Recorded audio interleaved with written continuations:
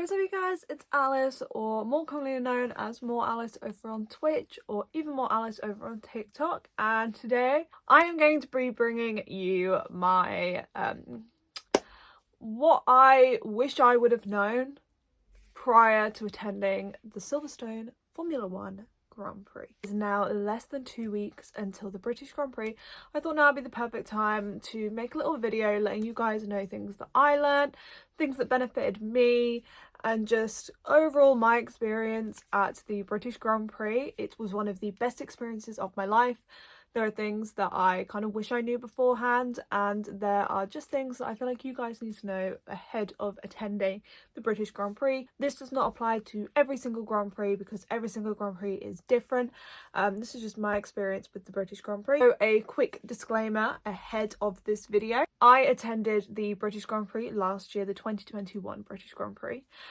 And if you are unaware, which you probably are very aware, the UK was still in some sort of COVID lockdown restrictions, and the British Grand Prix was held as a trial event for how the British government would go ahead with putting on events in the future during COVID. The COVID restrictions for events weren't lifted until after the event, so it was a trial event. So things this year, that last year, will be different to things that occurred this year, and also slightly different to things that occurred in years previously. So a secondary disclaimer, or just an overall, just so you know where I am coming from my view.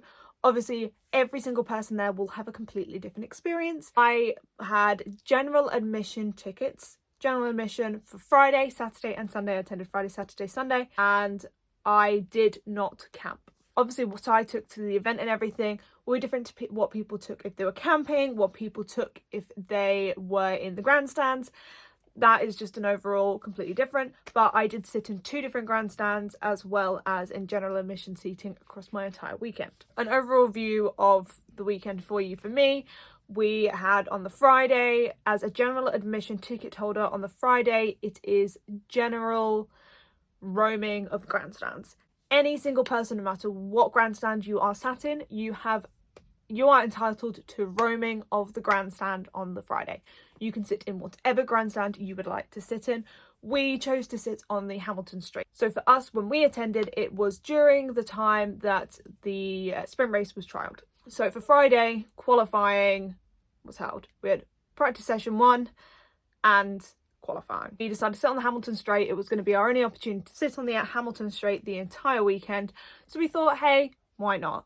So for me personally, as a Lewis Hamilton fan, getting to sit there and watch him take pole on his straight, like the straight that was named after him, was an incredible experience.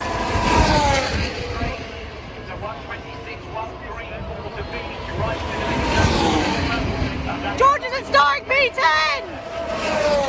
George is a starting P10! Goes left, goes right, it's a 26. He's going to be able to do it. Charles Leclerc goes forward, Max Verstappen over. He hasn't done it!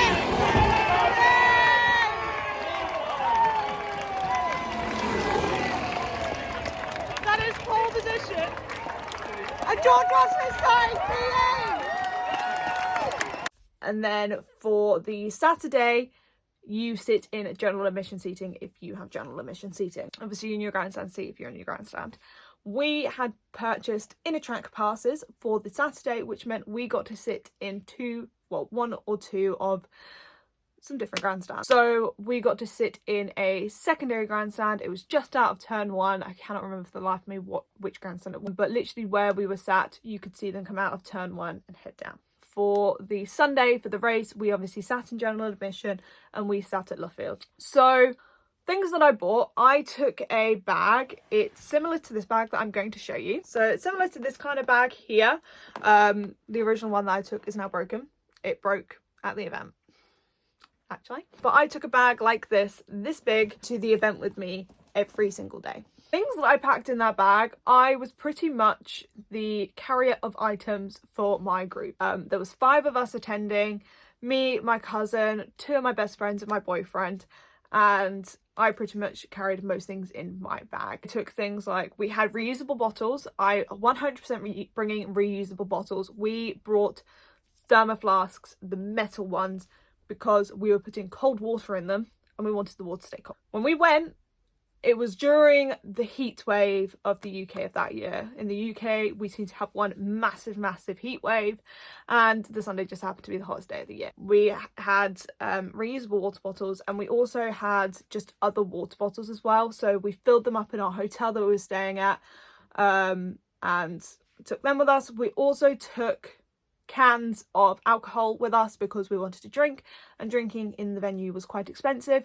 Things inside of the venue are expensive anyway, and you can bring whatever you want, permitting it's not in glass bottles. We literally had bottles of water, we took tins of alcohol, and we also each took a reusable bottle which had kind of like a spirit mixer in it.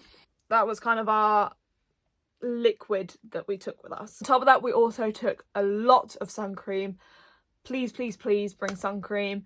Even if it says it's going to rain, bring sun cream. You are outside pretty much the entire day. You need sun cream. We also took a lot of snacks. So we took like sandwiches and stuff with us. Probably should have taken a cool bag because the sandwiches got like warm, which is why for like other days we just ate at the place, which was just expensive. So I do recommend bringing food, but bring it a cool bag, just because as soon as they get warm, it's gross. But we did take a lot of snacks, and we snacked a lot. We brought portable chargers with us as well. You are going to be using your phone a lot. However, I found, I don't know if this is just universal experience, but I am on O2 and my data was horrific. My signal was horrific. I wanted to send videos and photos to my other friends, and I couldn't because the signal was just terrible there. But you will use your phone a lot to take lots and lots of photos and videos. There is always an opportunity for a photo and a video while you are there, so make sure you take, literally do not care if people look at you funny, do not care if people are judging you for taking photos. Take those fucking photos, because you're going to regret it if you don't. In general, also things that I recommend bringing: hats, sunglasses and jackets. So on where we sat on the Hamilton Straight on the first day, having a hat was super helpful because it was sunny and it was warm. Having sunglasses was really beneficial for me, especially on the Sunday when we sat at Love Field with no cover. It just, having a hat and sunglasses just made it 20 times better. It was so hot, and we were sat outside since 6 o'clock in the morning, and we're in the direct sunlight the whole time the sun was coming up and going down. On the Saturday, in the grandstand we were in, it was completely sheltered. And I'd made sure that I had worn lighter colours and lighter clothes because of how hot I got on the Friday to be sat in the shelter. I was so glad that I brought a jacket with me because it was cold. In that shade, the wind, the breeze was cold. In case you are in a sheltered grandstand, in case you're ever in a position where it gets a little bit chilly, always just make sure you're covered for all bases. I took my Ferrari hat with me, and while at the event I purchased the Lewis Hamilton British Grand Prix edition hat, the purple one. That at the venue, by the way, costed me £50, whereas on the website it was either £45 or £47. But the way I justified that, this is completely up to you. Merch is more expensive at the track. The hat for me was £3 to £5 more expensive to buy at the track, but when I accounted into the fact that I'd be paying shipping, the shipping was £3 to £5 anyway, so there was no difference in it for me. But obviously if you are bulk ordering different things from the website prior, you'll probably get free shipping, all that, but it is more expensive at the track. You just got to figure out if it's worth it. That kind of leads into my thing of what I wore. So breakdown for each day, especially for you girlies that want to have cute photos, even the guys if you want to have cute photos. I took Friday and Saturday as my days to wear cute outfits. Feel cute, look cute, did my makeup, made sure my hair looked nice. They were my cute photo days. Sunday is purely going to be dedicated to you to watching the race, especially if you're sat in general admission. We arrived with like an hour to spare before the gates opened, so we were in the queue, we were quite close forward, so we could sprint to get in and get a good seat. That day it wasn't going to be a place for photos because we were getting up at 4 o'clock in the morning. You don't want to sit and do your makeup and get all pretty, especially to just be sat around all day. So we took the Friday and the Saturday as our picture taking day because, you know, they were the days that you kind of have more time to. The race is kind of your most important thing. I find practice and qualifying an important thing as well, obviously. However, the race is kind of the main event. So I wore on the first day, it was this black tank top from, I'll pop it up on the side here. It was a black tank top from H&M, some black Primark shorts, and I'm pretty sure I just had some Nike socks and my Primark black Converse because I don't fit in real Converse. And I had my Ferrari hat that day. This outfit, although I thought it was cute when I was packing it, was an outfit that I really didn't like in the end. When I wore it, I was uncomfortable in it, and I just didn't like any of my photos really that came out of it, apart from this one photo, which is one of my all-time favourite photos from the event. But yeah, that was kind of my more like, oh cute. Hang on, did I wear the black tank? I cannot remember now for the life of me, whether the black tank top or the black t-shirt, but it was a black top, both from H&M. That was my kind of day one outfit. My day two outfit was a white top, also from H&M. Pretty sure the purple skirt was from, it was either Primark or H&M. Primark, it's definitely Primark or H&M. And then I wore my white Nike socks and my white Crocs. Judge me all you want for wearing Crocs, but that was the greatest idea I'd ever had in my entire life. This outfit was another outfit where I was like, I want to look cute, but like, I didn't want to wear the black Converse with the outfit. And also my feet started to hurt in the black Converse. And I kind of took up that I would rather do comfort over looks on that Saturday, but I also wanted to look good. But for me personally, I fuck with Crocs with every outfit. I will wear Crocs with every outfit. That was my secondary outfit. Things I do have to point out though is that if you are with your friends, make it known in your little group chat that you want candid photos. Some of my most favourite photos I look back at are the cute candid photos that my friends took of me. Like the photos, the unexpected photos are always my favourite. That's even the ones that I post for. So just let them know, like let your friends know you want candid photos taken, because you will get so many cute photo opportunities that you don't even realise would be cute until it happens. And then on the Sunday was my merch day. So I wore my McLaren shirt, which RIP, is dead now. I don't know if this is a universal experience with the McLaren wear. Most people that I've spoken to do have this universal experience, but the lettering is all peeled off of it now. I wore it once before the race weekend, I wore it to the race, and then gone. It's dead to the world now. But I wore that with some denim shorts, which were from Primark. I had my Ferrari hat on because my boyfriend had pinched my Mercedes hat for the weekend, for that day, and then I went with the Crocs again. I did wish I had gone slightly more comfortable. The jean shorts were really uncomfortable by the end of the day, bearing in mind I'd been in them since 4 o'clock in the morning, and the heat and the sweat, it just rubbed. So I just wish I dressed a little bit more comfortably and worn, you know, just some comfier shorts or something would have been fine. Crocs were the lifesaver of the whole event. You do so much walking. When we did the inner track, you have to walk pretty much round the whole track just to get to where you need to sit. And if you want anything, you have to walk that entire walk all the way back. You want food or anything, you have to walk the entire way back round. It is also very dirty and dusty on the inner track if you're doing the inner track this year. It's literally like you are basically walking through really dirty sand. My Crocs were abysmal by the end of the weekend, but quickly and with some pink stuff sorted them all out. They do have free refill sections around the track, so you know, once you're out of water and you need to get up, you're going to be walking around looking for water. So comfort key, comfort very key. So just overall things that benefited my experience.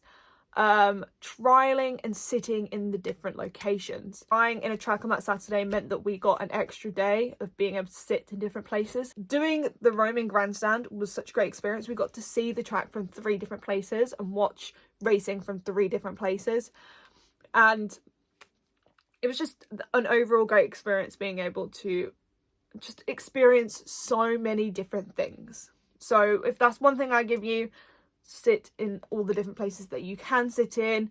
Inner track is a great opportunity to be able to do that for an extra day. When we originally booked the inner track tickets, because we booked it originally for the 2020 British Grand Prix, we were meant to be able to go into the F2 paddock, but COVID restricted that. So I'm not entirely sure if they've gone back to that route where you are able to go into the F2 paddock with inner track. Definitely look into that. That was something that we could have had but couldn't because of COVID. But I do recommend inner track for what it is worth. Eating food at the venue, it's not that nice. It's not that great. We got some chips one day. They were quite soggy, overpriced. It's not worth it. Just bring food with you for sure. You will save yourself money. You will have food that you like. They have a very, very wide range of food. It could just be the fact that what we went for, we mainly, we got a bacon baguette on the Sunday, and that was lush. That was incredible. That was just outside of Luffield. It was by the F1 sign. It was incredible. But the chips we got from the inner track section on the Saturday were vile. Completely vile. So it is probably just a case of make sure you pick the correct locations to get food. But there is such a wide variety. I just do recommend bringing your own food for the majority of it. Maybe try somewhere once. Don't go in there dedicating your whole weekend to just eating food from the food stalls, because you'll probably spend £8 on one portion of chips. It's expensive. One thing I do have to say though is that we were able to sit at basically the front row. We sat not on the front row but the one back, so we had so we were not further back but not right at the front. And we literally got there, we did a little wander, and then we went and sat down, and we took it in turns to who was going to get up and go and do some wandering, just so we could save these seats. Because as the time takes closer to qualifying, the seats around us filled up. We would put our bags on other seats or space ourselves out or whatever and go no, sorry, people are sitting here. We got such a good view. We got such a good seat because we got there early and split the shifts across. You are going to be pushed for a seat if you do leave it too late. But obviously, if you're not too bothered about that, there isn't really a bad view of the track. We just knew that we wanted to sit on that straight for one of the days. And we knew that the best way to do that, because it is such a busy grandstand, is to get there early. However, there was 4 of us sat there. My boyfriend had gone for a wander. He was going to go to the toilet and go get a drink or whatever. And these 2 events simultaneously kind of crossed over, where my friend Kelsey had put her charging brick on her chair, and the chairs flick up. And as she stood up to let someone by, the brick went through the grate and through the grandstand onto the floor. And I was on the end, so I said, look, don't worry, I will run down, see if I can get through. If it's not possible, I can see if because there is a guy at the front. And I just said that, look, I'll go down and see if he can go grab it throughout from the grandstand. Because this was our main source of charging. Kelsey's brick, it charges phones 10 times before it dies. And as I was going down the stairs, I could see my boyfriend conversing with this guy who was telling him look, no, you can't go up there. There are no seats available. And he's like, my girlfriend and her friends are up there. They've got a seat. And he's like, you can't play that. You can't just play that card. I can't trust that there is someone up there. And obviously, as they're having this conversation, I'm coming down to be like, can you get the brick? And I'm like, hey. And he's like, see, girlfriend. And he managed to get through and get the brick and come back up. But just know that as soon as it starts to get cramped, they're going to tell you can't get up there. So, just make sure that if you do have people waiting up there for you, you have an alibi. If you need to ring somebody to come grab you, do it. But as soon as they know it's getting too full, they will reject you and turn you away from the grandstand. So if you want to get a good seat and sit somewhere new and everything like that, you are probably going to have to make sure you get there early. But if you're in a group with people, it's pretty simple. You just take it in turns to who's going anywhere. Another thing I do recommend though is getting there early. And one thing I do regret is not staying late enough. We stayed an hour out. That's including trying to get out of the car park on the Friday and the Saturday. The Sunday, that was stressful to get out of. But that is something that if you're driving in, there is absolutely no advice you can get for the car parks. There is nothing. They are hell, and that's something you need to be prepared for. We left really, really early because we were an hour away. and you know, just driving and being up so early, it was just an exhausting weekend. Another reason why I kind of wish we camped, but it wasn't feasible and like viable at the time. We ended up leaving quite early. As soon as the events and everything finished, we were out, we were gone. We didn't stay for any of the musical events. Musical events were probably fantastic, but we weren't able to watch any of them, and it was something that I wish I did. So one thing I do regret not doing was staying for the after parties and the events. So if that's something you're into, 100% give it a go.